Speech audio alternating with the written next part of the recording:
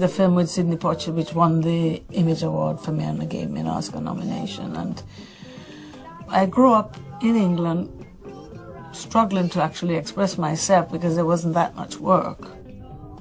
But alongside that, I was helping to introduce our music here through Island Records and my partner to bring out the music from Jamaica. We started Island Records here in England. It seemed at the time an impossible sort of dream, but between my partner and myself, it was just a little mini. We went from record shop to record shop, and I would go and I would bombard everybody with the records. We started out like that, and eventually people started buying the records. It was always on a sale and return basis, so it was 25 years it took. We worked very hard, and we achieved our goals. I mean, we were one of the first independent labels, so it was kind of like a revolution that took place and gave the industry, you know, something that the young people, young musicians could then take control of their lives and be freer to express themselves. What Bob was losing out financially, he was gaining in finding his feet, studio experience, and then Chris Blackwell noticing and signing him up. And it has to be taken into account that when Blackwell signed him, Island was not a reggae label, reggae was not popular. I known Jimi Hendrix, right? And Bob reminded me of Hendrix. But I knew with Bob and the Wailers, not Bob alone, but Bob and the Wailers as a group, strong. I could see, once I heard Concrete Jungle and Slave Driver, that was it. I was totally committed. By 1973, the Wailers had cracked Jamaica. Now it was time for them to take on the world. They were signed to Island Records, and for the first time, a reggae band had access to the best recording facilities.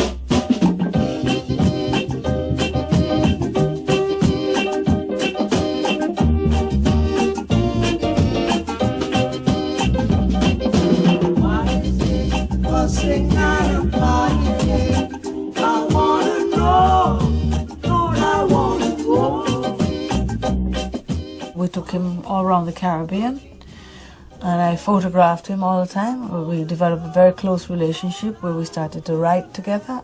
Bob was very beautiful to look at, to photograph. He was just what the white world wanted. They would not accept Peter Tosh, who was very, very bright also, because he was too black. They never let Jimmy Cliff through because he was too black. But Bob, as the person leading the group, could go through and pull all the others through, and he could be the voice for them. Bob really wanted to get his voice out, to really stand as an example for liberation. Hey, happy people, this here is something new. I know you're gonna like it. The first album released with Island was 1973's Catch a Fire. When Island released the first album, Catch a Fire, with the zipper lighter, for about a year and a half, it didn't sell. I mean, it didn't even sell enough to cover the recording session. And so basically, I knew that I had the answer. I said to him, if you smoke, you shouldn't be ashamed of it. It is part of your culture. My approach was to photograph Bob in the light that we have in Jamaica, showing the color of our skin the way it should be shown. And I took his shirt off because he has a lovely color. And once the light hit his skin and bounced back onto my lens, that was it. Catch a Fire was re-released with a new cover shot by Esther. That was such a controversial record in America because it was banned, and because it was banned, it became a huge hit. Bob's songs were parables, messages of faith and warning. He never ceased to speak out against the oppressors, using his influence to highlight the exploitation of the black race. His lyrics reflected the plight of the demoralized people of Jamaica, seeking escape from the slums.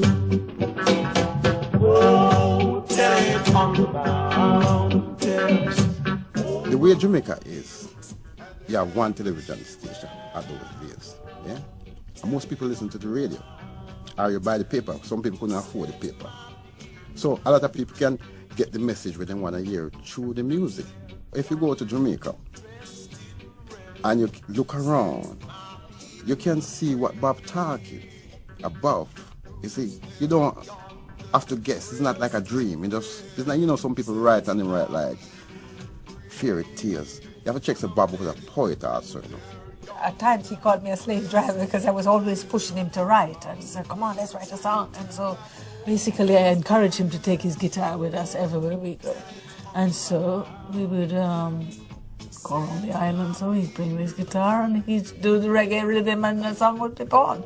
It wasn't very hard to write songs because it was what was happening around us.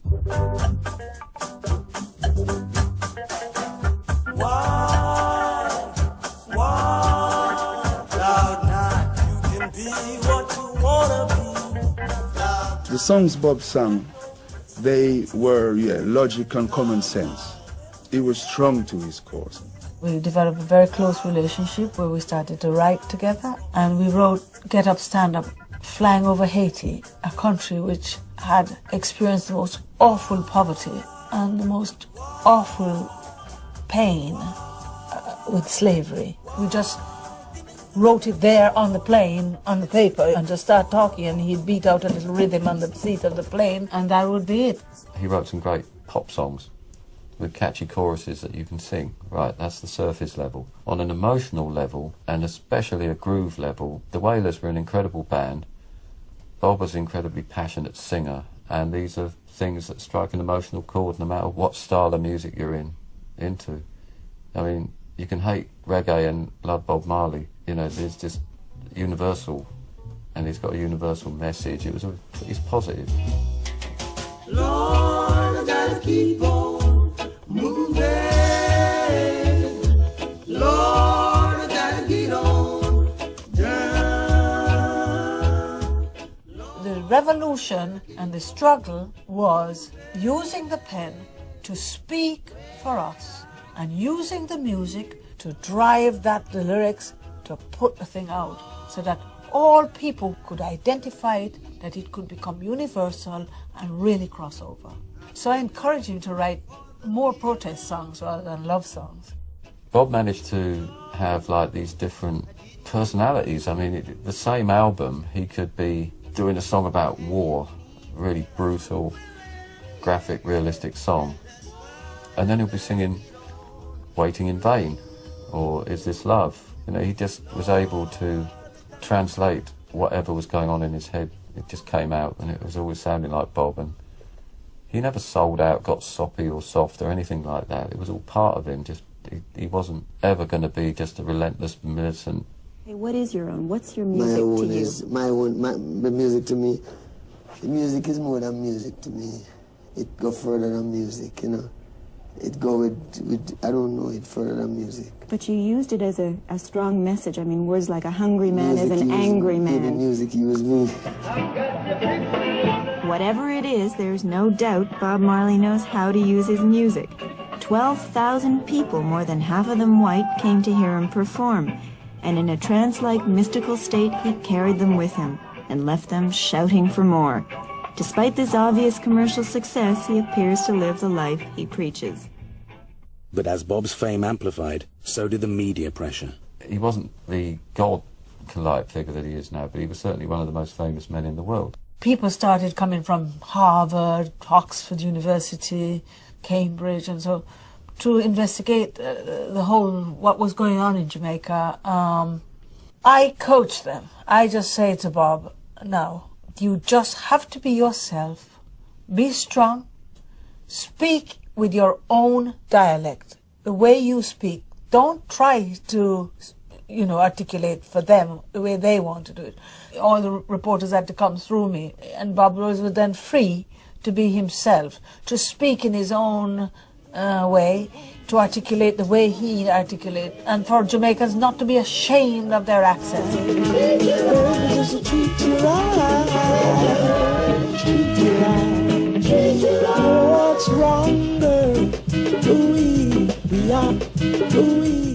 didn't get a good time from the press. I asked him about this. I said, you know, why? You're always getting slagged off. Why are you sitting there talking to me now? And he just said, you know, comes with the